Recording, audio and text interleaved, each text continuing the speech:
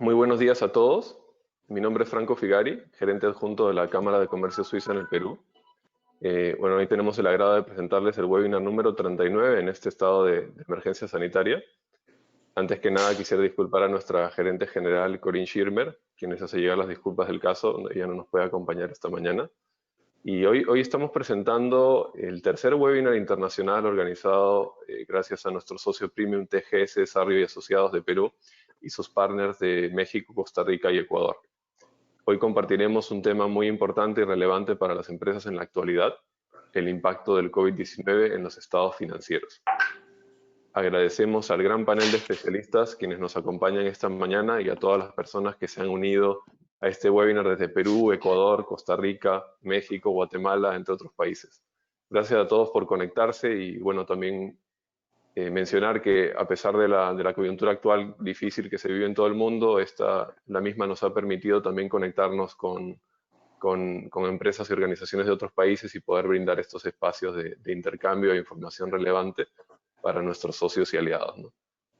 Gracias nuevamente a TGS y la presentación inicial del webinar de hoy estará a cargo de José Luis Sarrio, socio de TGS Sarrio y Asociados. Adelante, José Luis, por favor, y gracias nuevamente por la oportunidad. Buenos días con todos. Muchas gracias, Franco. Muchas gracias a la Cámara Peruano-Suiza por esta posibilidad nuevamente de presentar un webinar tan importante dado la coyuntura que estamos viviendo en la región del COVID-19. Este COVID-19, como ustedes habrán podido apreciar, tiene un impacto importante en los negocios en nuestros países, sin entrar a detalle de los sistemas de salud, economías y demás. Y es sobre esa idea es que lanzamos este webinar para poder explicar, conversar, discutir, exponer sobre este escenario, cómo se afectan a los estados financieros, que es igual para todos los países en la región que tienen implementado las normas internacionales de información financiera. En este caso puntual, contamos con la participación de nuestras firmas en Ecuador, a través de Cristian Núñez, Jonathan Alpala, nuestras firmas de México, a través de Horacio Rocha, nuestra firma de Costa Rica, a través de Alberto Porras, Eduardo Sandi, y Perú, con Vanessa Ladrón de Guevara y Jaime Narváez. Lo hemos hecho de alguna forma incorporando a varios países, porque finalmente es un tema regional que es igual para todos. Dentro de la exposición también vamos a discutir un poquito de los impactos tributarios, que también son importantes también conversarlos. Pero de alguna forma la idea es poder entrar a una discusión. Así que todas las preguntas que ustedes puedan tener conforme va avanzando la exposición, por favor, háganoslas llegar a través del canal de Q&A que se tiene para poder irlo filtrando y irla respondiendo hacia el final. Así que, sin más, dejo el pase a Alberto. Así que, muchas gracias.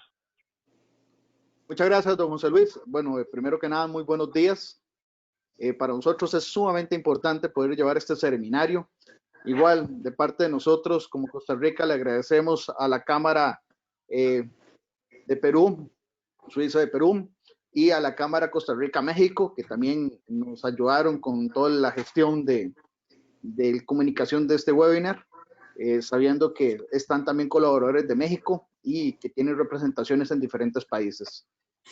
Para nosotros es importante poder llevar el efecto del COVID en los estados financieros, porque al final no solo es una afectación financiera, no es una sola afectación laboral, también tiene una afectación a nivel de estados financieros. Es importante tener claro cómo estos aspectos afectan las opiniones hasta el tema de la razonabilidad de los estados financieros, y es aquí donde vamos a dar esta pequeña charla junto con varios expertos de diferentes países, en el cual vamos a explicar. Si gusta, me ayudan con la siguiente presentación. ¿Ok? ¿Qué vamos a conversar en este webinar importante? Uno, vamos a hablar de lo que se llama el principio de negocio en marcha. porque el día de hoy muchas empresas se han visto afectados con la continuidad de sus actividades económicas. Entonces, ¿esto cómo debe reflejarse en los estados financieros?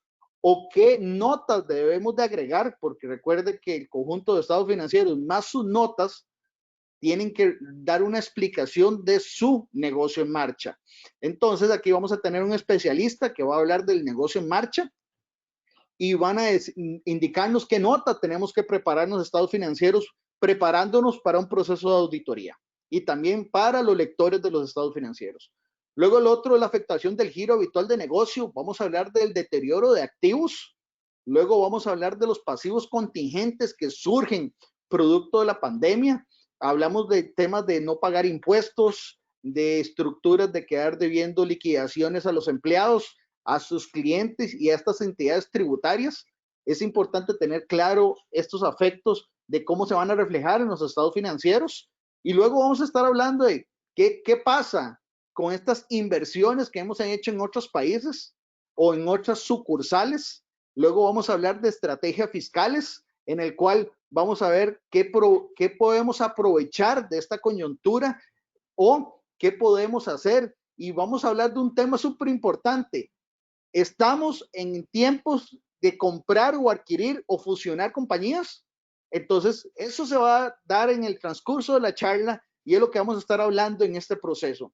Luego, le cedo la palabra a la siguiente filmina, a nuestros colaboradores, el impacto del COVID. En este caso, le cedo la palabra a don Horacio Rocha, que va a dar su exposición y sus puntos de vista de México. Muy buenos días a todos y felicidades a la red por haber organizado este curso. La verdad es que nuestro perfil de firmas nos impulsa a estar muy cercanos a nuestros clientes. Creo que es un gran diferenciador donde tenemos acceso directo a los jugadores de este mundo de los negocios. Bueno, me fue asignada este tema, la parte de las inversiones en asociadas.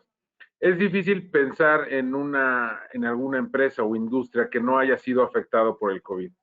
En la gran mayoría para mal, en algunos casos para bien. Tal vez retail le está yendo bien, a los Walmarts, a los Amazons, a las empresas de mensajería, pues ellos vieron crecer sus negocios. Pero la gran mayoría de los otros se vieron afectadas.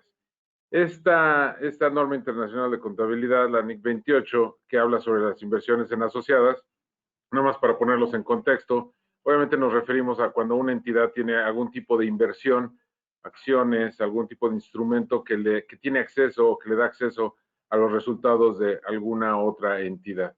Normalmente estas las vamos a conocer como subsidiarias y sabemos que, bueno, al tener una influencia significativa, que no el control, pues vamos a tener que reflejar eso en nuestros estados financieros. Si se tuviera el control, les recuerdo, pues tendríamos que pasar a la norma de consolidación de estados financieros, pero en este caso es cuando nada más tenemos una inversión en alguna asociada y pues tenemos que evaluarla. Normalmente se evalúa a costo histórico y posteriormente se va ejerciendo el método de participación.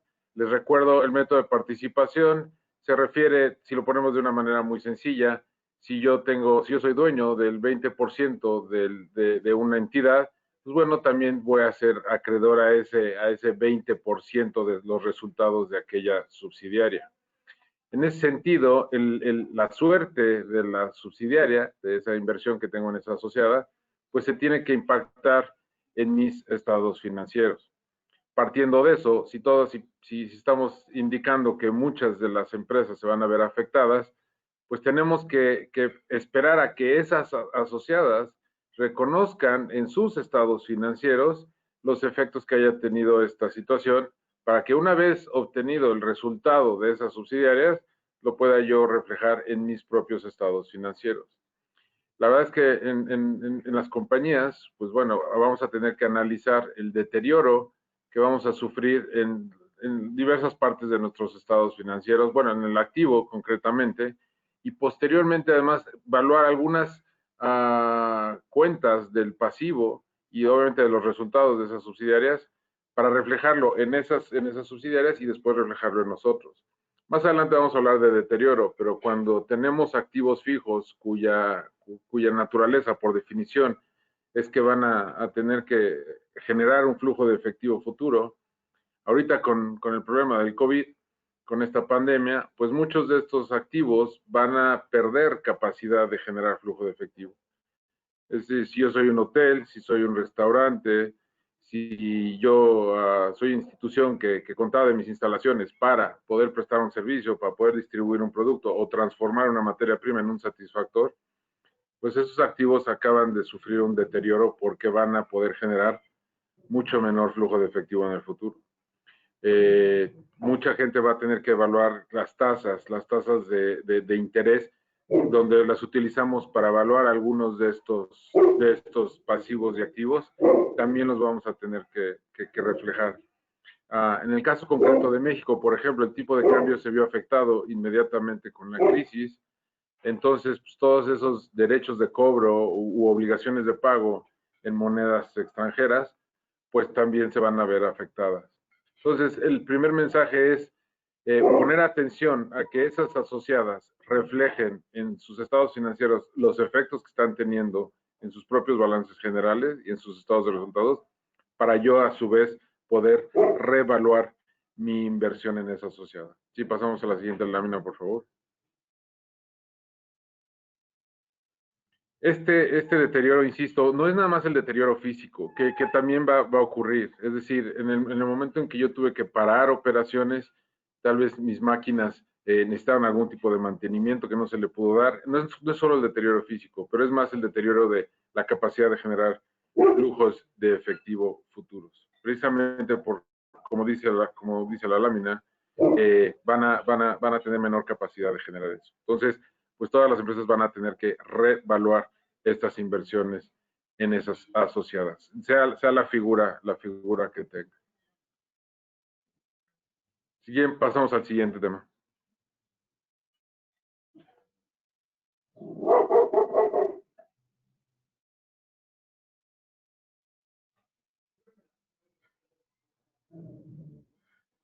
¿Qué tal? Buenos días. Yo les voy a exponer sobre la NIC 36, el deterioro del valor de los activos.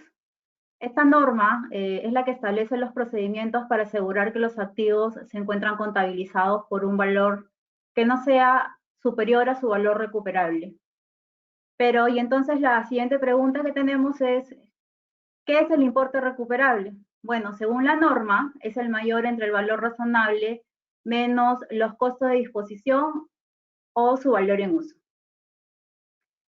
Los activos que se encuentran dentro del alcance de esta norma son propiedad, planta y equipo y activos intangibles, ambos cuando se contabilizan al costo o su valor revaluado, los activos por derecho en uso, propiedades de inversión, activos geológicos, cuando se contabilizan al costo, el goodwill y las inversiones en asociadas, que es lo que acabamos de ver, y los negocios conjuntos contabilizados al método de valor patrimonial.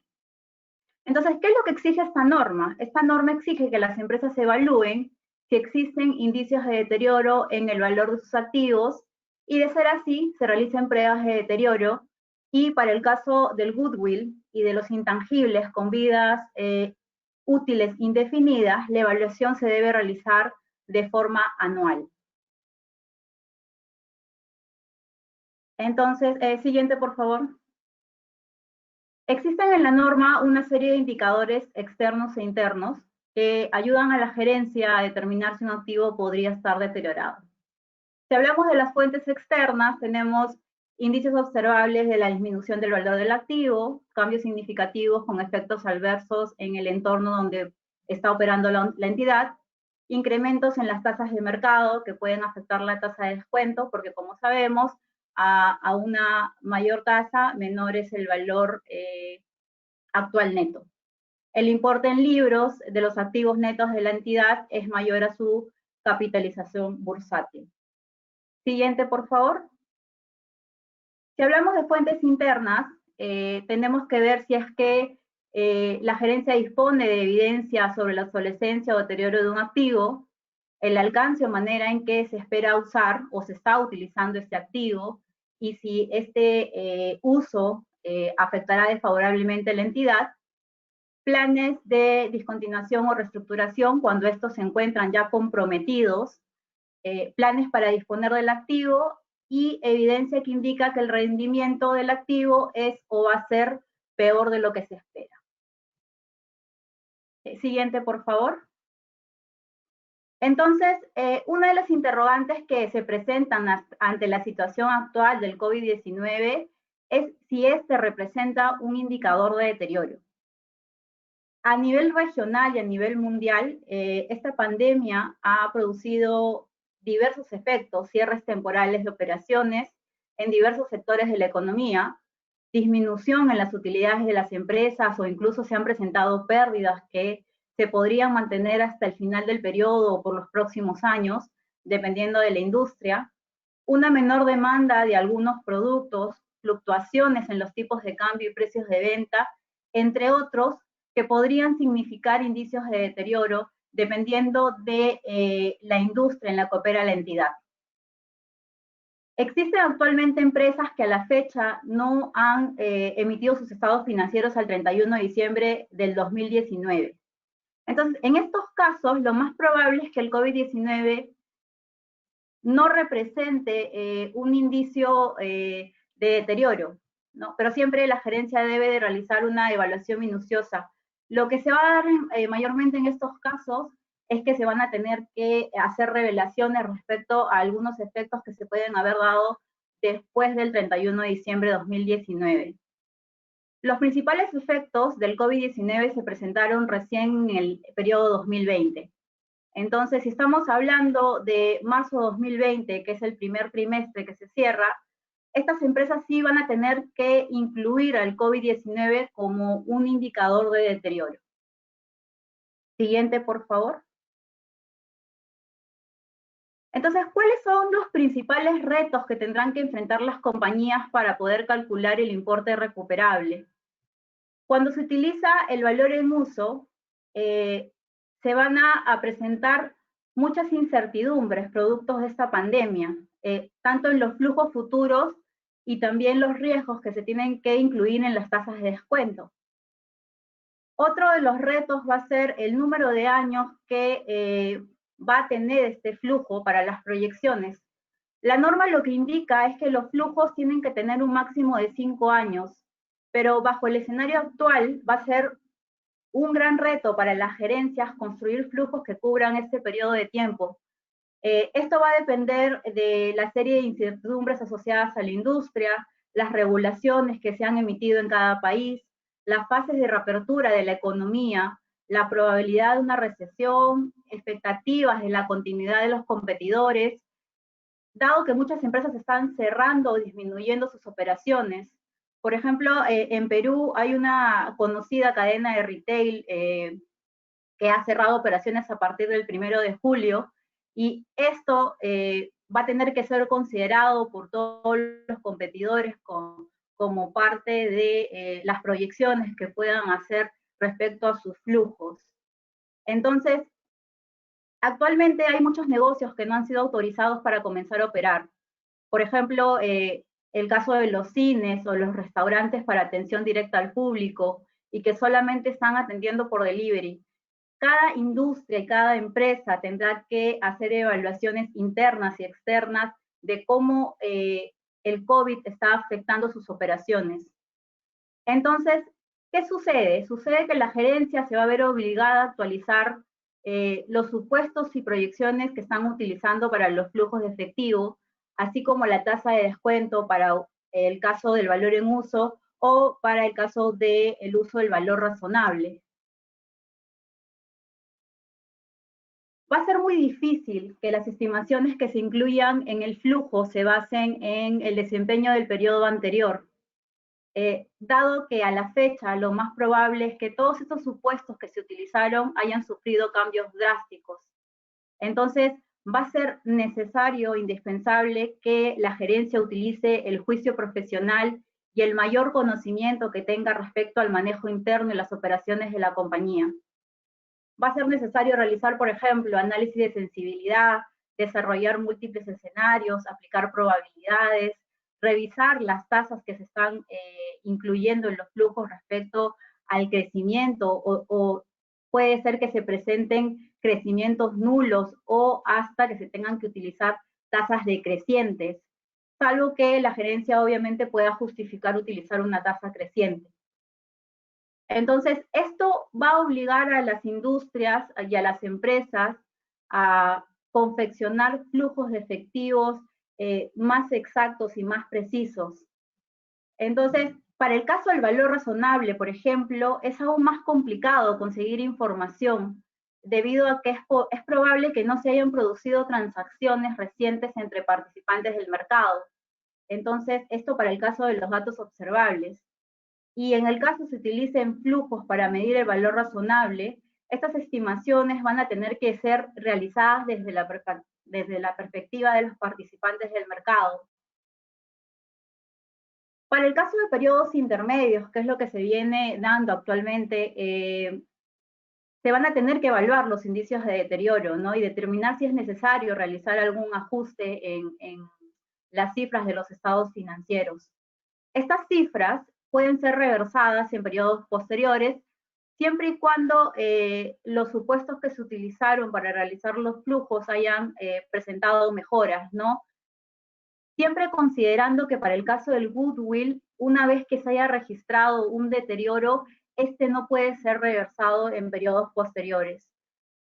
También tienen que tener en cuenta que a pesar de que la norma indica por obligación hacer una evaluación anualizada, la situación actual requiere que la gerencia haga evaluaciones a cada fecha de cierre de los estados financieros, principalmente porque la situación viene cambiando drásticamente día a día. Entonces, las medidas que, por ejemplo, están tomando los gobiernos, los cierres de las operaciones o las reaperturas, todo eso va a afectar el flujo, el cálculo del valor esperado. Entonces, otro impacto que también podríamos considerar dentro del valor razonable o el cálculo del valor en uso es que se pueden presentar cambios en las vidas útiles o el valor residual de los activos, así como los métodos de depreciación que viene utilizando la compañía. Estos cambios van a tener que ser registrados de forma prospectiva, dado que refieren a un cambio en una estimación contable. Eso es todo lo que les queríamos presentar respecto a la norma. Bueno, y si tienen alguna consulta, pueden realizarla y con mucho gusto los vamos a ayudar. Ahora doy pase a Jonathan, que nos va a exponer sobre la NIC 37. Gracias.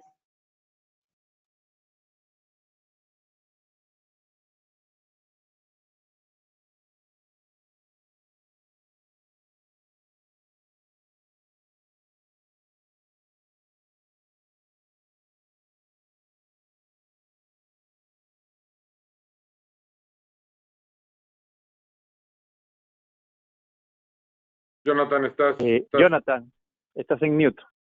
Tu micrófono. Ahí me escuchan mejor, ¿no? Ya. Buen día con todos. Les estaba comentando que de mi parte les voy a compartir las implicaciones sobre NIC 37, que trata principalmente provisiones, pasivos y activos contingentes. Únicamente para recordar, el objetivo principal de esta norma es prescribir la contabilización y la información financiera a suministrar cuando se haya reconocido como tal una provisión, o bien cuando existan activos y pasivos de carácter contingente. Entonces, consideremos que en esta norma se destaca la utilización de estimaciones. Como ya venía diciendo Vanessa, las estimaciones van a ser una parte fundamental y esencial en la preparación de los estados financieros. En la presente norma se distinguen provisiones, reestructuración, activos y pasivos contingentes. Provisiones, prácticamente que ya hayan sido registrados como pasivos. Activos y pasivos contingentes, los cuales no se hayan reconocido por varias razones, principalmente porque son obligaciones posibles y que se debe confirmar si la entidad tiene una obligación, ¿sí? Tengamos en cuenta que para reconocer un pasivo como provisiones debe existir la obligación y la probabilidad de que exista una salida de recursos que incorporen beneficios económicos para cancelar tal obligación. Entonces, la norma también nos ha hablado sobre riesgos de incertidumbre, que es lo que actualmente estamos viviendo, en riesgos de incertidumbre por el impacto de COVID que vamos a tener. Entonces, para realizar la norma, lo que nos pide es, para realizar una mejor estimación de la provisión, debemos tener en cuenta los sucesos y las circunstancias de las mismas para su valoración.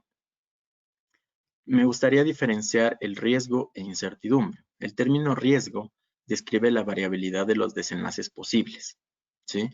Cualquier ajuste por la existencia de un riesgo puede llegar a cambiar o aumentar el importe que se mide de una obligación. Entonces, ahorita, claro, el riesgo con el que estamos viviendo tranquilamente nos va a determinar, cambiar o aumentar la obligación que pensamos registrar en nuestra contabilidad. Ahora, para esto es preciso tener precaución,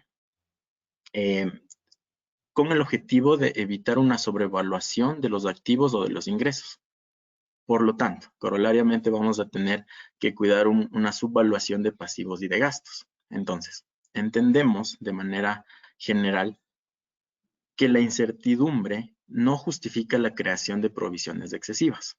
No quiere decir que por la incertidumbre que tengo voy a generar provisiones de manera significativa en mis estados financieros, ¿sí? Todas las provisiones, como ya lo decía Vanessa, deben ser revisadas al final del periodo.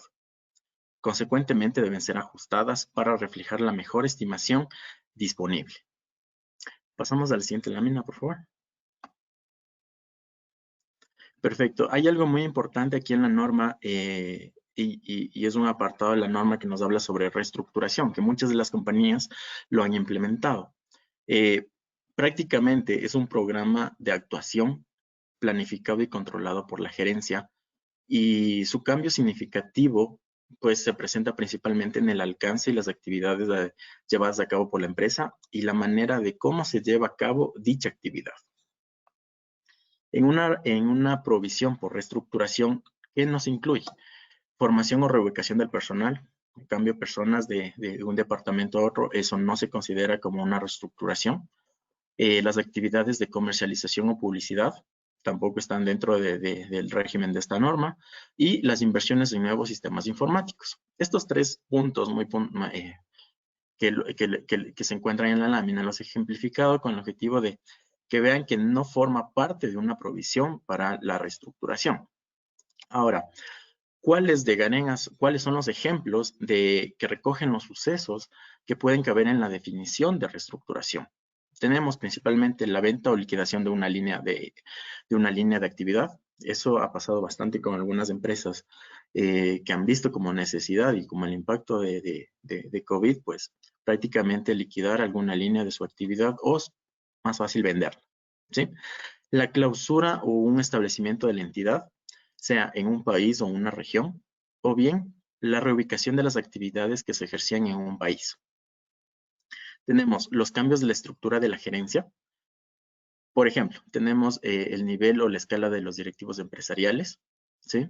Y las reorganizaciones importantes, que tienen un efecto significativo sobre la naturaleza y el enfoque de las actividades de la entidad. Por lo tanto, en esta circunstancia y considerando la reestructuración, la compañía debe reconocer una provisión por costo de reestructuración. ¿Únicamente cuándo? Cuando se tenga un plan formal y detallado. Este plan formal y detallado debe identificar por lo menos las actividades empresariales implicadas, principales ubicaciones afectadas, ¿sí? Localizaciones, función y número apropiado de empleados que van a ser indemnizados, porque se está reestructurando toda la línea, entonces debe tener un plan formado, por lo tanto va a ser muy importante cuántos empleados aproximadamente vamos a indemnizar. Los desembolsos que se llevarán a cabo, va a ser muy importante tener este plan, y sobre todo las fechas en las cuales el plan será implementado, ¿sí? Posteriormente, ¿cuándo reconoceremos esta provisión? Cuando se ha creado una expectativa real entre los afectados. Finalmente, entonces la norma lo que nos permite es entender cómo la gerencia va a efectuar este tipo de reconocimientos de provisiones en los estados financieros. Va a ser muy necesaria determinar la incertidumbre, y necesariamente vamos a determinar si la provisión que estamos afectando o el día de hoy que estamos determinando nos va a ayudar durante el tiempo, ¿sí? Eso debemos tener muy en cuenta para que la gerencia y apoyarle a la gerencia para que pueda hacer su mejor estimación de provisiones. De mi parte, NIC 37, espero que quede un poco claro. Cualquier duda o inquietud, con gusto al final de la charla podríamos solventar cualquier inquietud. Doy paso a la siguiente lámina para que puedan compartir con ustedes Alberto o Eduardo. Gracias, Jonathan. Bueno, un saludo a todos. Muy buenos días. Ahorita vamos a hablar entonces sobre el tema del análisis de negocio en marcha que tenemos que comenzar a ver reflejado en nuestros estados financieros. Toda la parte previa que nos acaban de conversar sobre el tema del deterioro, sobre el tema de provisiones, sobre el tema de cómo evaluar las inversiones en asociadas y demás, pueden tener un impacto mucho más profundo, mucho más significativo en el día a día de la empresa. Y se tiene que ver reflejado y analizado en el tema del negocio en marcha. En primera instancia, recordemos que, bueno, que los estados financieros, bajo normas, son preparados con la hipótesis de que la empresa va a seguir funcionando dentro de un futuro previsible. La norma determina futuro previsible básicamente los siguientes 12 meses de operación, no de la fecha en que se están emitiendo la fecha constante de los estados financieros, sino de la fecha en que se emiten los estados financieros. Por ejemplo, si hoy, 7 de julio, emitimos estados financieros con fecha del 31 de marzo, la hipótesis de negocio en marcha lo que nos va a decir es que de hoy, del 7 de julio, a los siguientes 12 meses, la empresa no cree que tenga una necesidad de cesar sus operaciones. Entonces, siempre ese futuro previsible es la fecha de emisión de los estados financieros y no la fecha de los estados financieros como tal, que fuera el 31 de marzo o el 31 de diciembre como tal. La siguiente, por favor. Dentro de todo lo que hemos visto en la presentación y demás, hay varios factores que los vemos aquí resumidos y pueden haber algunos más que pueden ser indicios o pueden generar dudas sobre si la compañía va a poder continuar como un negocio en marcha. Dentro de ellos, los 4 grandes rangos que hay serían los indicios financieros o los factores financieros. Esto se refiere cuando hay empresas con pérdidas recurrentes, con falta de liquidez. En este caso, que sus pasivos a corto plazo son mayores a sus activos a corto plazo, perdón, que también tiene dificultad para obtener financiamiento, que depende mucho de pasivos a corto plazo para soportar activos a largo plazo, entre otras. También el tema sociopolítico, que para nadie es un secreto, América Latina ha estado viviendo en los últimos años una ola de cambios significativos en el tema político y social. Eso también podría cambiar la estabilidad de las empresas o las divisiones de las empresas en los países. Y claramente con el tema del COVID, esto puede agravarse un poco más por el tema del desempleo, la inestabilidad, las políticas que vayan a tomar o que ya estén tomando los gobiernos con relación a la reactivación económica o la desaceleración más bien para contener la pandemia. Eso también nos va a afectar en el tema sociopolítico. El tema operacional, que ahora, como decía Horacio al inicio, hay muchas empresas o hay muchos sectores que algunos sectores se han visto beneficiados por el tema de la pandemia, han incrementado sus ventas o sus ganancias y muchísimos otros no. Entonces, en el tema operacional, claramente, ahora más que nunca, algunos servicios y bienes se han vuelto obsoletos por la forma en que se adquirían y hay otros que se han vuelto, como lo decimos nosotros, un boom, porque antes no se les tomaba la importancia requerida o no se tenía la necesidad como tal. Y por último tenemos también efectos de tipo legales que pueden ser litigios, contingencias. Aquí vamos a tener implicaciones, por ejemplo, en incumplimiento con contratos con proveedores, incumplimiento con pago de impuestos, incumplimiento con los temas laborales y demás. Puede haber un sinnúmero de eventuales litigios o contingencias que la compañía, producto de la afectación por el COVID, tenga que pues asumir en este caso. La siguiente, por favor.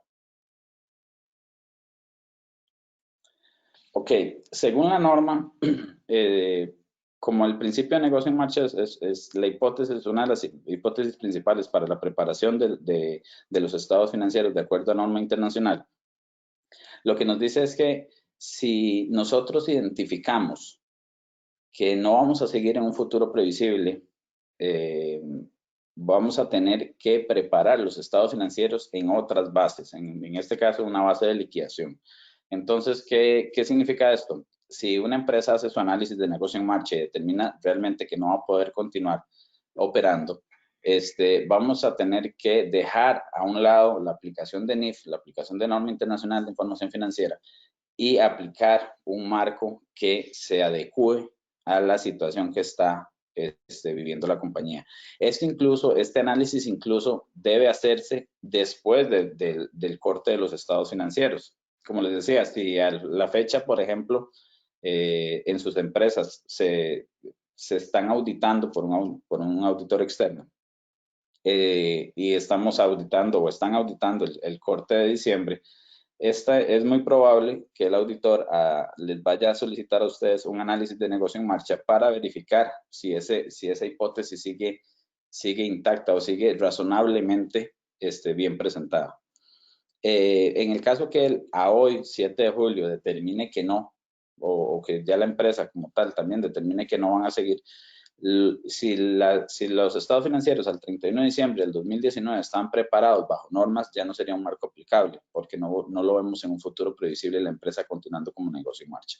Entonces, incluso este análisis, la norma nos exige que se haga después del cierre de los estados financieros y antes de la fecha de presentación de los mismos, para que el lector de esos estados financieros tenga una certeza razonable de que esa compañía va a poder continuar en un futuro previsible, como les digo, por lo menos un año después de la emisión de esos estados financieros.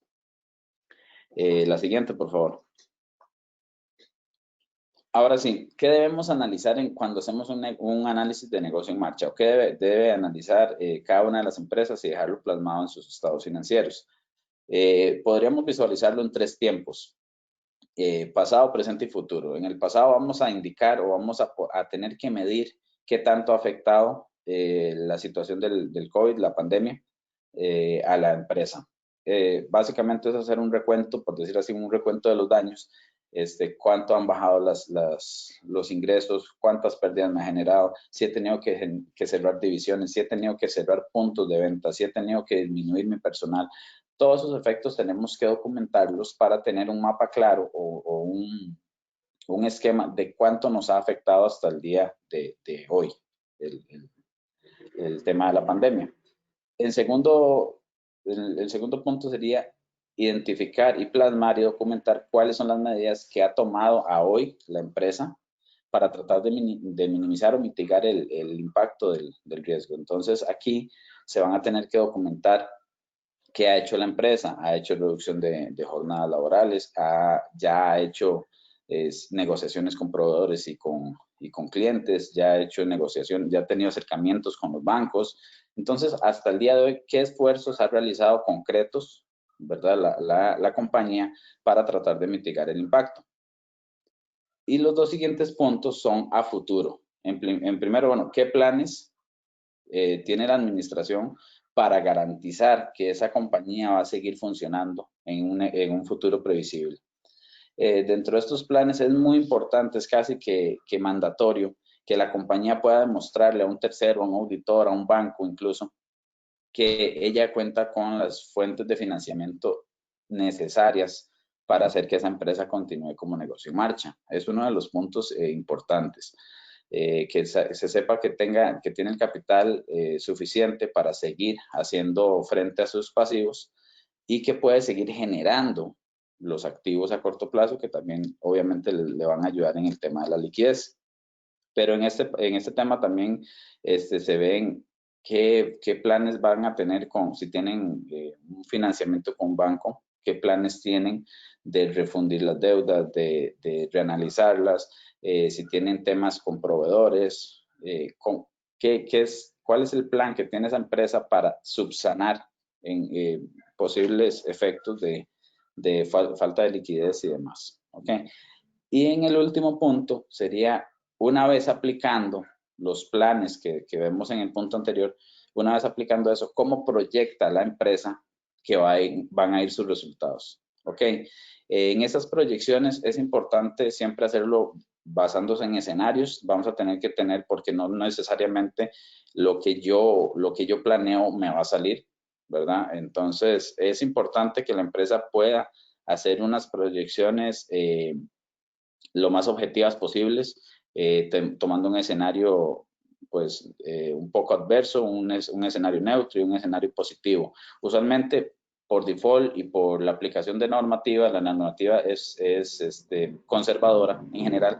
Prácticamente les digo, vamos a estar descartando el escenario positivo, pero sí es bueno tenerlo en cuenta para ver qué tanto nos alejamos del escenario neutro y pesimista al escenario positivo.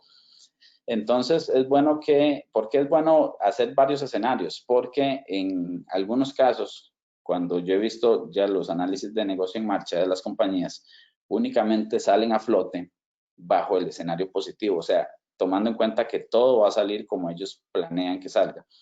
Y estamos claros que en un tema de pandemia, y en tema de emergencia, como estamos en todos los países en América Latina, nosotros podremos tener las mejores ideas y las mejores intenciones, pero vamos a depender de los proveedores, vamos a depender de los bancos, vamos a depender de otros factores externos que también están tratando de salir a flote en este tema. Entonces, hoy más que nunca, un escenario positivo prácticamente es dejarlo por fuera en el análisis y básicamente centrarse entre los escenarios neutros y los escenarios negativos para ver cómo estaría la compañía asumiendo los siguientes 12 meses. Como les digo, punto fundamental y que cualquier auditor se los va a solicitar es que les documenten cómo espera la compañía financiarse en caso de que alguno de estos planes no les funcionen, qué tan comprometidos están los socios de la empresa para asumir ciertas pérdidas y demás. Y bueno, y demostrar que la empresa va a tener la capacidad suficiente para hacer honra a sus pasivos, a sus obligaciones, y va a poder seguir generando pues operaciones en el futuro previsible. Sería eso solamente de mi parte. Continuamos con la presentación. Muchas gracias.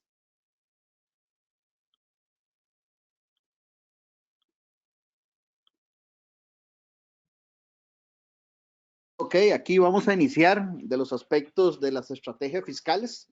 En este caso vamos a iniciar con la parte de México, en el cual va a estar hablando de todas las estrategias fiscales que podrían implementar las empresas a nivel de estrategia o aspectos a analizar internamente para poder sacarle un provecho a este impacto negativo del COVID.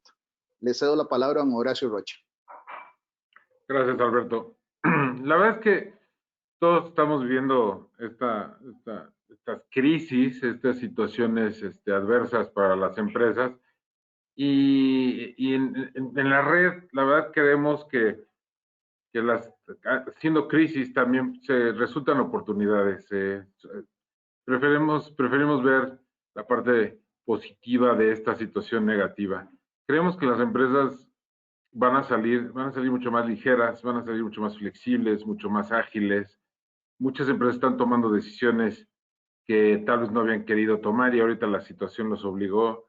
Entonces, la verdad es que sí tenemos una visión positiva de cómo vamos a salir mucho más fuertes de esta crisis. Pero ahorita tenemos que tomar decisiones y adaptarnos al nuevo ambiente, y el aspecto fiscal pues no es la excepción. La verdad es que en cada país hubo diferentes apoyos por parte de los gobiernos. El caso de México llama la atención porque el apoyo que se recibió o que se está recibiendo por parte del gobierno ha sido casi nulo, y eso pues nos está obligando a las empresas a reaccionar de una manera individual y a reaccionar de forma ya más en modo sobrevivencia, más que para poder sobrellevar la crisis. Decíamos, bueno, supongo que esto va a ser muy general para muchos países, pero bueno, en términos de los impuestos sobre las rentas, sobre las utilidades que puedan tener las empresas, pues evidentemente que dentro de las malas noticias se podrán tomar algunas deducciones que no se tenían consideradas, tal vez en términos de cuentas incobrables, digo, respetando los límites de cada país y los requisitos de cada país. Pero bueno, va a haber ahí un impacto a nivel fiscal por todas las quitas, los descuentos que se podrán haber otorgado a los clientes, o de plano cuentas que ya no se van a poder cobrar porque el cliente desapareció, porque el cliente entró en un estado de iliquidez, etcétera, ¿no? Por la parte de inventarios, pues aquellas empresas que sufrieron alguna pérdida en inventarios, porque era algún perecedero o porque se volvieron obsoletos en este relativamente corto plazo, pues también podrán tomar esa deducción al perder inventario. Pérdidas, pues bueno, siempre dentro de las malas noticias, pues en los estados, en los sistemas fiscales más desarrollados se tiene que vigilar un principio de equidad y un principio de simetría fiscal, y evidentemente que cuando una empresa ha sufrido pérdidas, pues sería un tanto inequitativo que se le pidiera un impuesto al siguiente año. Entonces ya dependiendo de cada legislación están las reglas para poder amortizar esas pérdidas fiscales de ejercicios anteriores. Evidentemente que el 2020 va a causar resultados negativos en muchas empresas, y bueno, pues nada más considerar que para los próximos años, iniciando obviamente con el 2021, pues se va a tener hay un aspecto a considerar con las pérdidas sufridas para poder disminuir utilidades fiscales futuras. Y algo muy particular para México, para la gente que tenga inversiones en México que nos esté escuchando, pues algo lo que es ahorita primordial durante este mes de julio es solicitar esa reducción en los pagos provisionales para el segundo semestre. Se van haciendo anticipos a cuenta del impuesto anual, y nuestra legislación contempla que si hay alguna situación radical, se pueda pedir una disminución en los pagos provisionales. Los pagos provisionales en México se hacen en función de un coeficiente de utilidad que se obtuvo en años anteriores. Entonces, como la utilidad del 2020 va a ser menor, en la gran mayoría de los casos, va a ser mucho menor que lo que fue en años anteriores, se puede hacer esa solicitud para disminuir los pagos provisionales. En otros aspectos relacionados, como es los pagos de seguridad social, hubo un pequeño apoyo en la reducción de la baja de interés. Para muchos fue incluso insultante que el gobierno lo único que pudiera hacer es, te voy a cobrar, pero te voy a cobrar menos, soy muy buena persona. Entonces eso no está ayudando en el ambiente de negocios en México. Y otro consejo que le hemos dado a nuestros clientes para poder llevar bien esta crisis, mantener la fuerza laboral, que en muchos casos es tal vez uno de los recursos más importantes que tiene la empresa, pues ha sido reducir la jornada laboral. Se hizo muchas negociaciones con muchos empleados, y aquí salió la creatividad. La verdad es que al principio no sabíamos, pues se les va a reducir el sueldo, se les va a correr, me voy a quedar con alguna parte de mi plantilla. Y pues bueno, como decíamos, nos hemos ido adaptando a las necesidades, y una de las mejores medidas fue reducir la jornada laboral. Entonces, en ese sentido, si nada más te podía pagar el 60% de tu sueldo, pues nada más te voy a solicitar que trabajes el 60% de tu tiempo. Y eso ha resultado muy positivo porque se han salvado puestos de trabajo, la gente ha comprendido el apoyo, las empresas van a valorar el apoyo de sus trabajadores, y fueron negociaciones muy afortunadas porque nos hizo ver que todos estábamos en el mismo barco. Entonces aquí vale la pena que se acerquen con sus asesores laborales, con sus asesores fiscales para escuchar ideas y consejos. Eso nos ha funcionado muy bien acá en México. Siguiente, por favor. Pasamos al siguiente.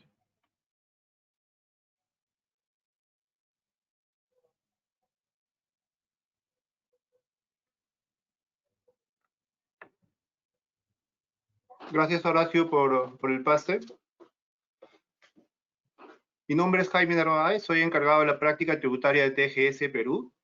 En principio quiero agradecer la asistencia. Veo que es una asistencia bastante interesante, buena para nosotros, sobre todo ahora que estamos haciendo esta charla a nivel regional, multinacional. Ok, soy abogado, como les decía al inicio, y entonces en esta parte queremos hablar respecto de las posiciones tributarias que al final del ejercicio van a tener las empresas, de hecho con un impacto muy importante a raíz de la pandemia, ¿no? Hemos dividido la presentación en dos grupos. Los escenarios van a ser uno positivo y uno negativo. Sin duda que va a haber escenarios positivos para aquellas empresas que durante la cuarentena han estado con el motor 100% prendido, incluso más allá de su capacidad. Farmacias, mall y toda aquella empresa que brindaba servicios y bienes esenciales según la disposición efectuada por el gobierno podía funcionar y por lo tanto es muy probable que sus expectativas de ganancias en este ejercicio y por lo tanto su tributación sea positiva. ¿Ok? Es el menor grupo, obviamente, pero sin embargo hay Para este tipo de empresas, el gobierno en realidad no ha sacado nada, ¿no? No necesita un apoyo como aquellas que van en el segundo grupo, y que me refiero enseguida, que sí hay algunas cosas interesantes, ¿ok? Lo único que he podido chequear o rescatar de las normas que ha emitido el gobierno a raíz del COVID es el régimen especial de depreciación a partir de 2021. No a partir de este año, a partir del próximo año, que probablemente aquellos que han tenido buenos resultados el próximo año también la repliquen y van a poder utilizar una depreciación en menor plazo de aquella establecida en el régimen general, ¿no? Como saben, como regla general, los inmuebles se deprecian a lo largo de 20 años. A raíz de esta norma, la depreciación de los inmuebles con determinadas características, es decir, comenzadas a construir en el 2020 y terminadas en el 2022, van a poder ser depreciadas a razón de 20%, lo que significa en la práctica que en 5 años vamos a poder depreciar al 100% este inmueble y poder tener una rebaja en la carga tributaria y consecuentemente liquidez. Es lógico que el gobierno no se haya centrado en los escenarios positivos, se ha centrado más en los escenarios negativos. Desde nuestra óptica, la tributación tiene que ser pagada al fisco de forma justa, en función a su capacidad contributiva, ¿no? Lo que significa para nosotros los abogados es que las empresas deben pagar lo que dice la ley, ni más ni menos. Entonces trabajamos con toda la normativa que los estados emiten al respecto. En el escenario negativo, que en nuestro país y en todo el mundo va a ser la regla general, ya escenarios, es decir, aquellos escenarios en los que tienes pérdidas tributarias porque no funcionaste en la cuarentena y post cuarentena vas a funcionar a medias o tal vez no lo funciones. Hay algunas cosas que he querido rescatar de lo último que ha planteado el gobierno, pero me estoy centrando principalmente no tanto en reducir la base imponible, porque creo que de por sí las empresas ya van a tener pérdidas, ¿ok? Es casi muy probable que las empresas estén en esta situación. Lo que estas normas que he señalado tienen repercusión es principalmente en caja, ahorrar caja. Veamos el detalle. A un punto importante, ayer que conversaba con Horacio y ahora también que lo menciona, pareciera que Perú, si las comparamos con México, no he tenido oportunidad de conversar con los otros colegas, sí ha sido más activo, ¿no? Si bien para nosotros, las empresas peruanas, creemos que aún sigue siendo insuficiente, pero si lo comparamos con otros gobiernos, el gobierno peruano sí ha estado más activo porque ha sacado 3, 4 normas que nos permiten por lo menos aliviar un poco de caja. Veamos, la primera no es un tema nuevo, alguien es algo que revivió, porque se trata del mecanismo de compensación del saldo del impuesto a la renta con otros tributos, es decir, pago, IGB, pago ITAM, con el saldo que pudiera tener de ejercicios anteriores del impuesto a la renta. El tema en realidad es bien antiguo, viene de muchos años. Siempre los abogados nosotros teníamos que litigar con la administración tributaria porque ella era reticente a aceptar una propuesta como esta. Recién el año pasado, a partir de una resolución de observancia obligatoria, que es la que se cita en la diapositiva, la SUNAT tuvo que adecuar sus procedimientos para poder admitir las solicitudes de compensación. En la actualidad ya están funcionando bien, en la práctica se demora más o menos un mes, mes y medio la SUNAT en atenderlo y además te da intereses, ¿no? Porque desde que tú hiciste un pago o un crédito, a partir de ese momento hasta que opera la compensación, el Estado te reconoce un impuesto. Perdón, disculpen, te reconoce un interés. El segundo punto es un tema ya antiguo, que es la prórroga del IGB que aplica para MIPES. Lo que se conoce en la práctica como el IGB justo, ¿no? Yo creo que es una buena opción. Aquellos que tienen que pagar IGB poco menos, diferirlo. La norma te permite diferirlo hasta el tercer mes sin intereses. Un cuarto punto o un tercer punto es el fraccionamiento especial, cuya ventaja competitiva es la tasa de interés. En un régimen general o un fraccionamiento general, la tasa es 0.8, acá es 0.4%, o sea, la mitad.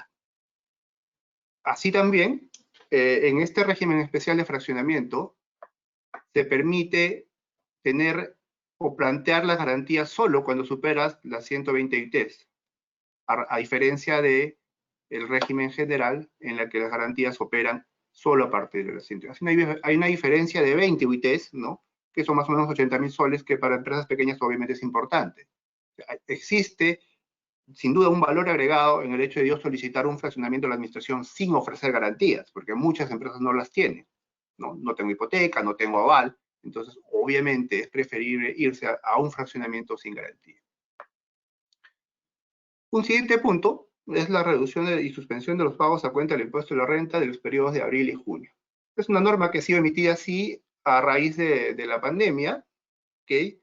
Que básicamente consiste en comparar estos periodos del 2020 versus los periodos del 2019 y ver si existe una disminución considerable. Si la disminución es mayor al 30%, no se paga pago a cuenta. Si es hasta el 30%, hay una rebaja casi de la mitad del pago a cuenta que tenías que pagar en circunstancias normales. Si no está ninguno de estos supuestos, pagas normal. Pero esta es una norma emitida para estos periodos, es decir, abril a julio. ¿Qué pasa en agosto? Bueno, en agosto en realidad aplicamos el régimen general, que es aquel procedimiento que te permite bajar o eliminar tu pago a cuenta en base a el estado financiero a junio, ¿no? Entonces, si a junio estamos mal, iniciamos el procedimiento general y podemos suspender o reducir la tasa en función al pronóstico que nos dé el resultado de un estado financiero al corte de medio año. Y arrastre de pérdidas del 2020 bajo el sistema A. Aquí en el Perú, como sabemos, existen dos sistemas, ¿no? El A y el B. El A es el que ha sido modificado, o mejor dicho, ha sido implementado con un sistema excepcional, o con un mecanismo excepcional. La regla general es que las pérdidas pueden ser reducidas en los 4 años siguientes, ¿ok? A través de esta norma, lo que ha querido el Estado es extender un año más. Se critica que tuvo que ser solamente un año, pudo haber sido muchos años, porque muchas empresas no van a poder recuperar sus pérdidas tal vez en un periodo mayor a ese. Sin embargo, algo es algo, como se dice, pero yo creo que nada está cerrado a que si más adelante las empresas siguen manteniendo pérdidas que están con riesgo de perderse, pueda ampliarse ese plazo. Esas son las normas que he podido rescatar en lo que es nuestra legislación. Quiero dar pase ahora a nuestros colegas de Ecuador para la presentación. Gracias por su tiempo. Hola Jaime, muchas gracias. Buenos días a todos y gracias por acompañarnos en este nuevo webinar. En realidad el marco tributario en Latinoamérica termina siendo muy similar en muchos países. Sin embargo, frente a la pandemia, hay decisiones que han tomado los gobiernos, en muchos casos, y particularmente en Ecuador, dejando en manos de los empresarios el impacto o las decisiones que pueden afectar principalmente a los empleados, e inclusive pueden tener una afectación en el pago de impuestos al final del periodo. Sin embargo, de esto, en su momento hubo varias modificaciones, varios decretos que permitían llegar a negociaciones con la gente. Hubo la implementación de una nueva ley y demás, que de alguna manera lo que hizo fue generar un ambiente amigable como para manejar esta situación. Sin embargo, de esto no existe hasta el momento una normativa que nos permita ver un efecto importante en los estados financieros. Con esto quiero decirles que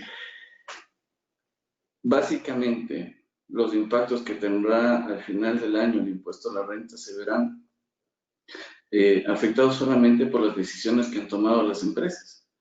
Decisiones como la salida del personal, decisiones como temas de cartera, como todo lo que se ha venido analizando en el desarrollo de este webinar. Inclusive habrá problemas quizás por temas de juicios en los casos en que hubo despidos intempestivos a mucha gente. Entonces, yo creo que en el Ecuador el manejo tributario ha sido muy conservador, de manera que se pueda manejar durante la pandemia, pero a posterior todavía no tenemos un escenario claro.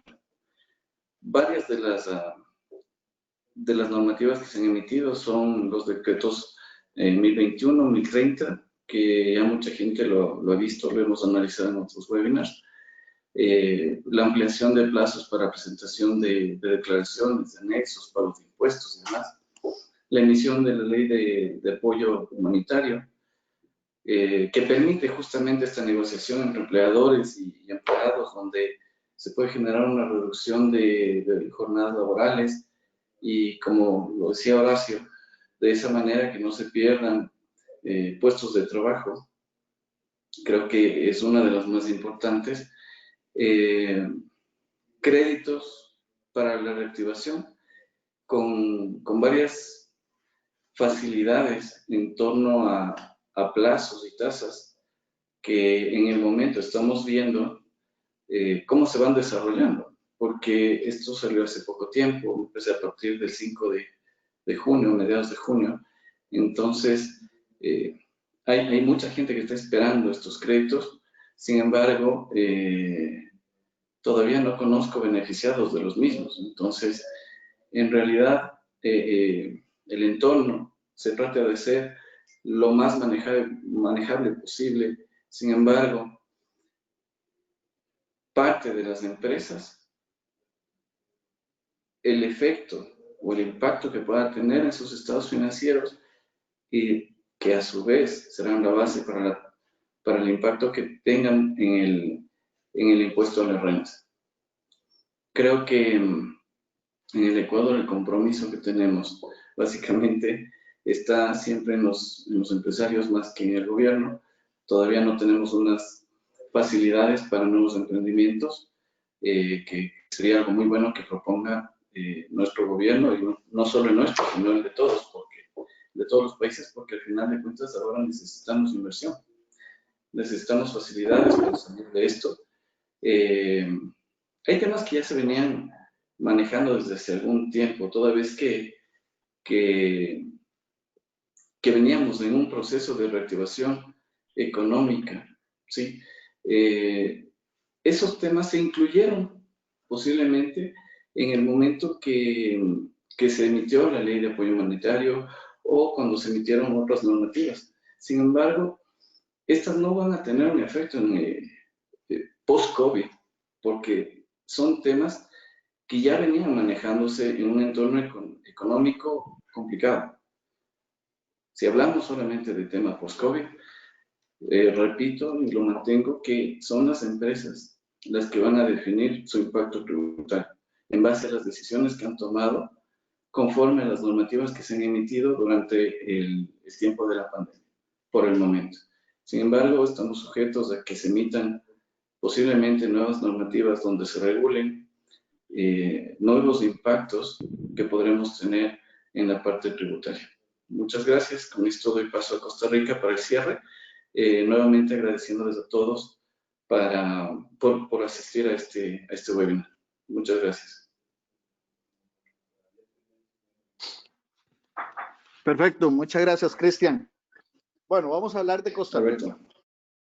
Costa Rica ha hecho varios cambios y varias estructuras para poder mitigar este impacto del COVID. Dentro de las estructura fue en un periodo de 3 meses dar una exoneración del IVA para los arrendamientos comerciales que se dieron en Costa Rica. Ya a partir del mes de julio ya el IVA entra en vigencia, que es importante tener claro. Actualmente existen 4 proyectos en discusión en la Asamblea Legislativa donde se quieren hablar de no entra en vigencia la canasta básica, entonces hay que esperar, volver a exonerar los arrendamientos comerciales. Después, el tema del sector constructivo, que no entre el IVA en el sector constructivo y en el sector turismo. Entonces, si vemos, hay varios proyectos todavía en discusión en la Asamblea Legislativa. Al día de hoy, tanto el IVA en el sector de canasta básica ya está vigente, ya entró a partir del 1 de julio, tiene que cobrarse el 1%. Luego, en el tema de los arrendamientos está el 13%, todo arrendamiento a partir del 1 de julio tiene que cobrarse el 13%, pero hay que también tener algo bien claro. Las declaraciones de IVA de los meses de abril, mayo y junio tiene hasta el mes de diciembre para poderlos cancelar sin intereses y sin sanciones. Entonces sí es importante que lo tengan visualizado. Luego también dentro de la estructura aduanera se estableció que se podía nacionalizar productos sin el pago correspondiente del impuesto. Entonces también dando la extensión hasta el 31 de diciembre para cancelar sin intereses y sin sanciones. Pero hay que estar claros. Ahora hay que ver, así como explicaron mis otros colegas, en el tema de las estructuras, de que van a haber empresas que van a tener utilidades. Hay otras empresas que tal vez tuvieron muy buenas utilidades al inicio, producto ahora vienen pérdidas, pero puede ser que al final del periodo tenga utilidades. Entonces sí es importante poder decir, bueno, porque muchos clientes se van a acercar y van a decir, mira Alberto, sí, nos ha afectado bastante el COVID, pero a nivel de estados financieros tengo utilidades. Entonces, ¿qué situaciones podemos evaluar internamente en las compañías? Hay empresas que están aquí dentro de la estructura, son empresas transnacionales. Entonces tenemos que conocer que Costa Rica tiene 3 tratados. Uno con España, con Alemania y con México. Eso quiere decir que cualquier tipo de transacción entre compañías, intereses, la franquicia, el uso de marca, todos esos aspectos, la retención de remesas al exterior se va a ver reducida significativamente. Entonces podríamos aprovechar estructuras extranjeras para poder dar un seguimiento y una estructura para evitar y aprovechar esos tratados entre España, Alemania y México. Luego, muy importante, si al día de hoy la empresa venía con utilidades, nuestros pagos parciales, porque este periodo es totalmente diferente a los anteriores porque teníamos un cierre a septiembre, ya a partir de este año nuestro cierre es a diciembre, siendo este un periodo de 15 meses. Muchas empresas de las que están acá, tal vez su periodo es anual, entonces va desde enero a diciembre, teniendo los pagos parciales en junio, septiembre y diciembre.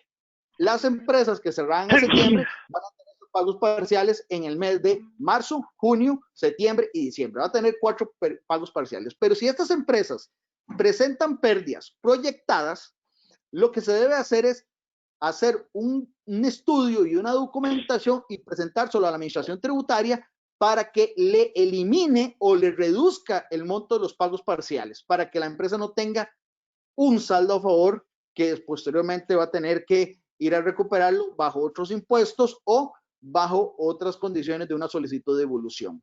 Entonces, sí es importante analizar, si yo tengo pérdidas, voy a solicitarle a la administración tributaria la eliminación de los pagos parciales. Entonces, son estrategias que podríamos mitigar y eliminar y mejorar el flujo de caja de la compañía. Luego el otro es el tema de los pagos de dietas con una retención del 15%. Muchos de los directores pueden tal vez evaluar sacar un tipo de dieta teniendo una retención del 15% en el cual le va a dar un gasto deducible para el efecto de la compañía a un 30%. Entonces quiere decir que la empresa podría tener una reducción del impuesto de un 15%. Entonces sí es importante evaluarlo y tenerlo presente bajo el tema de los directores. Luego, es importante, anteriormente Costa Rica había modificado sus reglas del impuesto sobre la renta y estableció para este 2019-2020 la entrada en vigencia de la reforma fiscal. Dentro de la reforma fiscal establece que todas las compañías en Costa Rica van a tener derecho de deducción de sus pérdidas en los siguientes 3 años. Entonces, si hoy 2020 voy a cerrar con pérdidas, quiere decir que la empresa debería registrar un impuesto de renta diferido al cierre, porque puede ser que para el 2021 tenga utilidades. Entonces, sí es importante, si 2020 cerré con pérdidas, yo tomaría estas pérdidas y los llevaría como un gasto deducible para el 2021. Entonces, sí es importante aprovechar este beneficio fiscal que está otorgando. Antes, que tenía la legislación, solo le permitía este derecho a las empresas agrícolas, que eran 5 años, y a las empresas industriales, que eran 3 años. Ahora no, ya lo dejó abierta completamente, que todas las empresas que tengan pérdidas en Costa Rica van a tener un beneficio fiscal a futuro en los siguientes 3 años. Se mantiene el tema agrícola a 5 años. Luego, deducción de las indemnizaciones laborales hasta el triple mínimo. Por general, hay compañías, personas que son de empleados de confianza, pero producto de la pandemia tiene que liquidarse. La administración tributaria acepta como un gasto deducible de lo permitido por la ley, quiere decir que el primer cálculo normal, hasta un máximo de 3 veces. Quiere decir que un múltiplo de 3 veces de esa liquidación, la administración tributaria aceptará como un gasto deducible. Entonces, podríamos premiar a estas personas bajo un concepto de indemnizaciones y pagarla hasta un máximo de 3 veces y van a ser deducibles del impuesto sobre la renta. Luego, importante, es aquí donde al inicio hablamos de las estrategias de fusionar compañías, adquirir compañías, etcétera. En el tema de fusionar compañías, tal vez sería importante evaluar la estructura corporativa de las empresas para determinar si hoy yo soy una empresa que tal vez tengo ganancias, pero mi sociedad que yo tengo inversión tiene pérdidas. Entonces, se puede evaluar tal vez fusionar las dos compañías y poder traer esas pérdidas a la empresa que tiene utilidades con el objetivo de aplicarse un beneficio fiscal, producto de la ley del impuesto sobre la renta. Entonces, son condiciones importantes a evaluar internamente y poder mitigar el impacto del impuesto sobre la renta. Luego, el tema de los incobrables. Si la empresa hoy tiene utilidades y mantiene una cartera muy incobrable, sería importante evaluarlo bajo los siguientes lineamientos. Uno, tiene que haberse gastado toda la vía administrativa. Tiene que garantizarse que en efecto no se va a poder cobrar la cuenta del incobrable y se tiene que declarar por medio de un abogado, haber hecho todo el análisis respectivo y que emita un informe. Ya haber gastado todas esas vías administrativas, es deducible del impuesto sobre la renta el incobrable. Es importante que establecer que estas cuentas incobrables tienen que ser producto de la actividad económica de la empresa.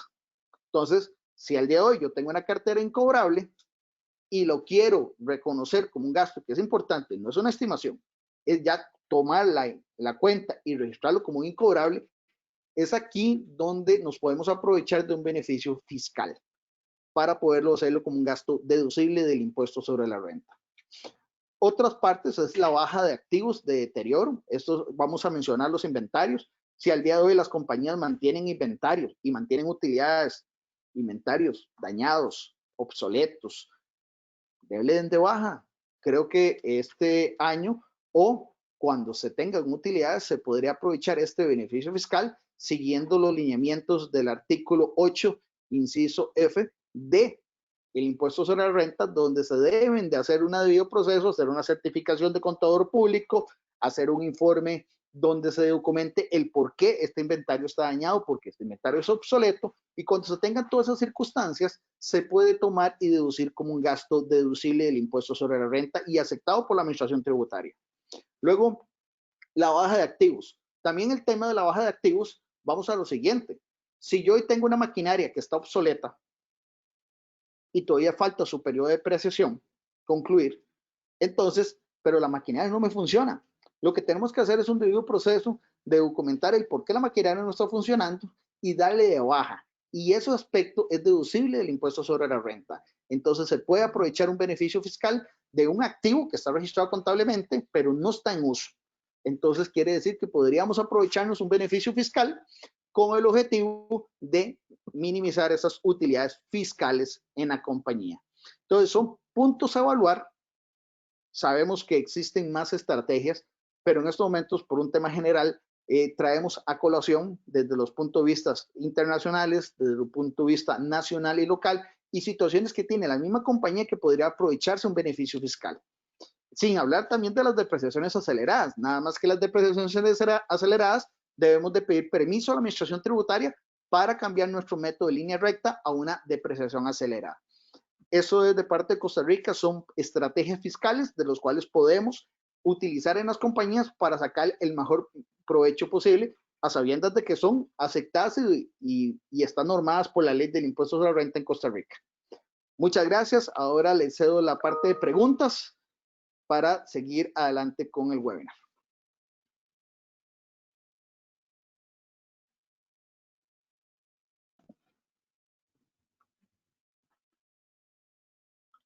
Bien, muchas gracias, Alberto. Tenemos algunas preguntas. Vamos a ir, la primera dice, ¿cuál es el efecto de NIF 16 por la revisión del canon de arrendamiento con los arrendadores? Bueno, gracias a la pregunta, la NIF 16 arrendamientos prácticamente contempla que pueden ocurrir cambios con los pagos de arrendamiento. Para esto siempre será necesario analizar si estos cambios son significativos. La NIF 16 también nos define una modificación del arrendamiento como un cambio en el alcance del contrato o en el canon de arrendamiento. Entonces debemos evaluar si hay alguna modificación adicional como un cambio en el alcance del contrato, si han existido cambios en los derechos de uso, pero de manera, poniendo en contexto, una reducción del arrendamiento por sí sola no constituye un cambio al alcance del contrato de arrendamiento. Para esto también le invito a Horacio para que nos comparta cuál es su opinión referente a esta inquietud que nos hacen los participantes. Es correcto. Vale la pena que se acerquen ahí a su grupo normativo en su país, inclusive con su asesor en su país, porque sí se sacaron normas específicas para la parte del arrendamiento. Hay dos aspectos que tendrían que observar. Primero, si hay un cambio en los flujos, porque una posposición de los pagos es diferente a una quita o un descuento en los pagos. Entonces, revisar eso, como dice Jonathan, que sea relevante y que modifique sustancialmente el contrato. Y si no se modifica, no tendría que revisar nada. El otro aspecto que tendría que vigilar es el aspecto de la tasa. Al aplicar las tasas de descuento para atraer esos flujos de arrendamiento a valor presente, pues evidentemente que va a cambiar el valor de ese activo o del pasivo por arrendamiento. Entonces serían los dos aspectos que hay que observar. Desde el punto de vista del arrendador, pues tiene ahí un activo financiero, ese derecho a cobrar, y desde el punto de vista del arrendatario, pues tiene el derecho de uso en el activo y el pasivo por el arrendamiento. Entonces habría que nada más revisitar eso y vigilar esos dos aspectos.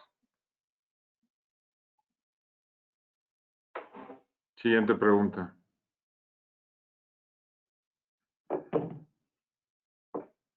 Gracias, Horacio. Bueno, la siguiente pregunta dice, ¿cómo estructurar las provisiones por cuentas incobrables adecuadamente para mostrar el impacto del COVID-19 en las carteras de cuentas por cobrar? Esto debido a la disminución de los flujos de caja de clientes. La pregunta aplica también para el impacto en nuestras cuentas por pagar. Y nos mandan saludos a todos los panelistas. Muchas gracias. Bueno, básicamente, recordemos que el tema el deterioro en las cuentas por cobrar y en las cuentas por pagar lo vemos desde la óptica de la NIF 9. Ahí específicamente lo que vamos a tener es un modelo de pérdida esperada. Eso, lo que nos dice el modelo de pérdida esperada es que no, por decir así, dejamos de prestarle atención a qué tan bien nos venía pagando un cliente y vamos a hacer un análisis de qué tanto podemos esperar que se pierda. En ese caso, en el tema de cuentas por cobrar, tendríamos que analizar y documentar bien cada una de las situaciones con nuestros clientes. Eso sí se tiene que hacer un poquito, por decirlo así, personalizado, porque habrán clientes en los que el riesgo es mucho, habrán clientes en los que se espera la pérdida, sea hasta un 100% de la cuenta por cobrar que se tiene, y habrán clientes que pueden disminuir en pagos, pero tener una cierta razonabilidad de que van a seguir pagando. Entonces, en ese aspecto sí se tiene que hacer un análisis casi que cliente por cliente para determinar cuál sería la pérdida esperada, más en estos tiempos, y para analizar también cada una de las situaciones que está pasando los clientes. En el tema de las cuentas por pagar, recordemos que la normativa en general es conservadorista. Eso quiere decir que no podemos hacer una estimación por impagables, por decir así, porque eso me generaría un ingreso. Para poder dar de baja una cuenta que no se va a pagar, por decirlo así, tendríamos que tener casi que una declaración expresa del acreedor de que no nos va a cobrar eso que le debemos, para así poder darla de baja. Si no, más bien estaríamos en presencia de determinar si estamos incumpliendo pagos con proveedores. Más bien tendríamos que ir a ver si esa falta de pago con proveedores nos puede estar implicando más bien unos intereses moratorios o algún tipo de litigio contingencia. Entonces, más bien cuando tenemos, por falta de flujo, tenemos atrasos en los pagos, más bien tenemos que determinar y documentar si hay algún tipo de impacto más bien negativo en la empresa, porque nos puede estar generando intereses o multas o algún tipo de litigio con los proveedores. Entonces, más bien se puede volver, hay que ver la óptica más bien al revés, más bien qué tanto nos puede estar afectando en contra de la empresa. No sé, Alberto, si quieres mencionar algo adicional. Sí, es importante tener claro que en el caso de Costa Rica, una estimación producto de la norma establecida por la NIF va a registrar un gasto. Ese gasto no va a ser deducible del impuesto sobre la renta. ¿Cuándo va a ser deducible? Cuando se haya gastado toda la vía administrativa, cuando haya sido declarada en una cuenta incobrable, es ahí donde va a convertirse en un gasto deducible. Entonces, quiere decir que tanto la vía norma, vía realización de gasto deducible en Costa Rica, no van de la mano. ¿Por qué? Porque en el momento en que las cuentas por cobrar reconozcan el deterioro, no necesariamente van a ser deducibles en Costa Rica. Van a ser deducibles cuando se haya gastado toda la vía administrativa, cuando un abogado haya declarado que en efecto no se va a poder cobrar y esto tenga más de una antigüedad significativa. Entonces sí es importante que lo tengan presente, que no es que yo vengo, registro una estimación por incobrables y esto es deducible del impuesto sobre la renta. No, va a ser deducible cuando se haya gastado todos los aspectos antes mencionados. Perfecto. La siguiente pregunta, vamos a darle el pase a Vanessa.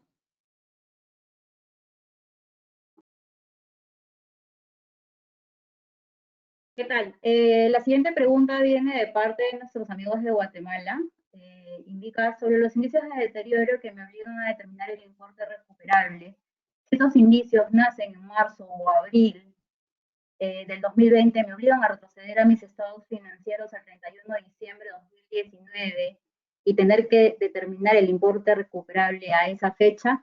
Bueno, esto va a depender primero de la fecha de si a la fecha los estados financieros ya han sido autorizados para su emisión y luego de que si estos indicios de deterioro que se dieron en marzo o abril del 2020 afectan los estados financieros al 31 de diciembre de 2019. Por ejemplo, digamos que hubo un cierre de operaciones en algún país y una empresa estaba importando productos o exportando productos a algún país que tuvo cierre de operaciones, esto podría afectar el cálculo del deterioro al 31 de diciembre de algunos activos que pueda mantener la compañía. Entonces es muy importante revisar la fecha de autorización para emisión de estados financieros y también que la gerencia evalúe si estos indicios afectan la cifra de estados financieros al 31 de diciembre de 2019.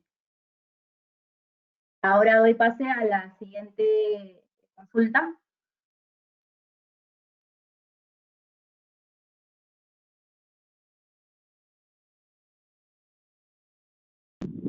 Sí, voy a pasar a leer las preguntas, porque están llegando algunas más. Hay una cuarta, creo que Vanessa, también para ti, que habla sobre los lineamientos y recomendaciones presentadas en esta exposición. Están hablando específicamente para el caso de 3 empresas, 2 en Perú y una fuera de Perú, con operaciones interrelacionadas, pero no directamente relacionadas como personas jurídicas. Es decir, una empresa no está listada como accionista de las otras empresas. La relación es porque hay shareholders común en las 3 empresas. Entonces están preguntando por los lineamientos y recomendaciones.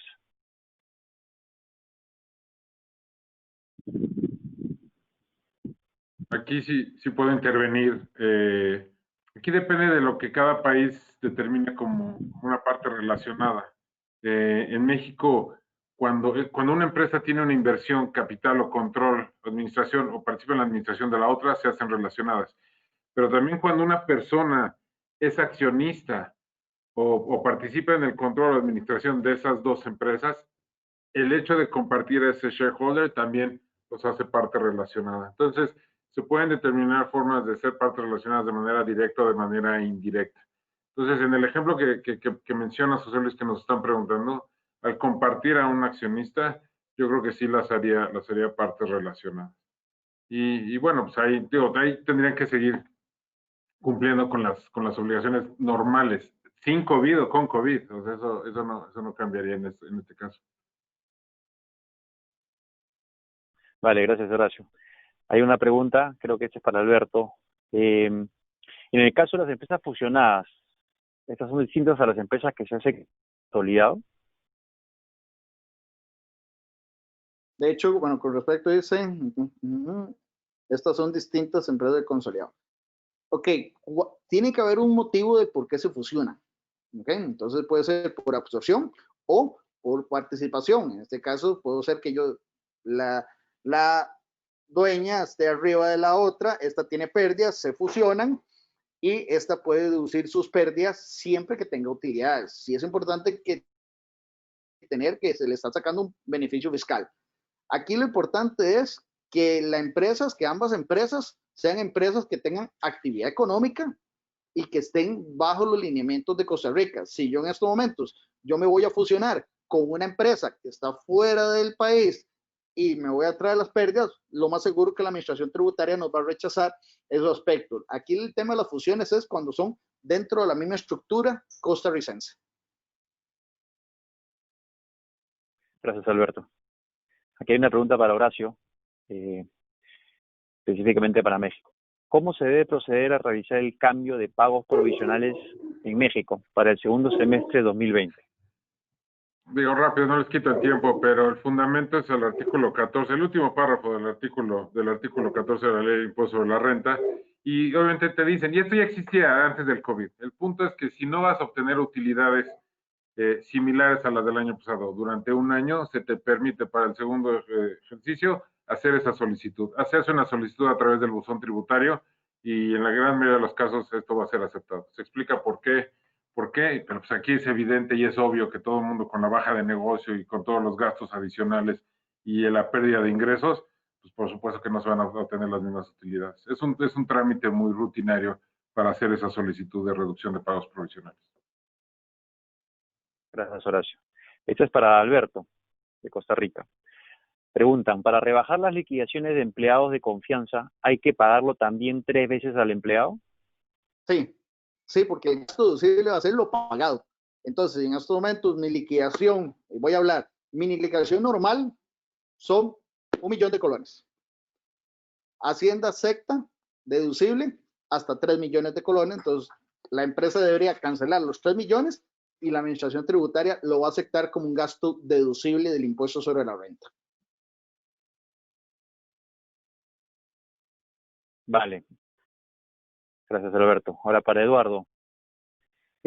Analizando la hipótesis o supuesto de negocio en marcha, me preguntan a Eduardo si podría ampliar a partir de cuándo se computa los 12 meses.